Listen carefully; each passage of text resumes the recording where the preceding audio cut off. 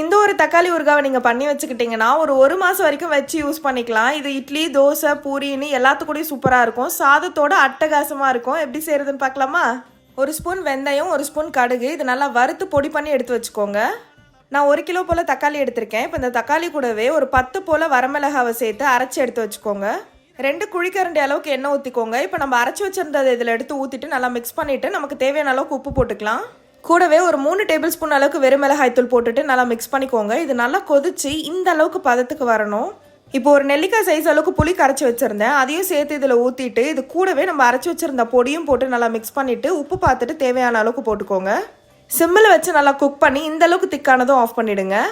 தாளிப்புக்கு 4 table spoon போல் எண்ணெய் ஊற்றிட்டு 2 ஸ்பூன் கடுகு, 1 ஸ்பூன் உளுத்தம்பருப்பு, 4 காஞ்ச மிளகாய், கொஞ்சம் கருவேப்பிலை, இதிலே ஒரு 2 சிட்டிக்கு அளவுக்கு பெருங்காயம் போட்டுட்டு நல்லா ஃப்ரை பண்ணிவிட்டு இதில் மிக்ஸ் பண்ணி இறக்குனீங்கன்னா ஒரு சூப்பரான தக்காளி ஊறுகாய் ரெடி. கண்டிப்பாக ட்ரை பண்ணுங்கள். மறக்காமல் நம்ம சேனலை சப்ஸ்கிரைப் பண்ணிக்கோ.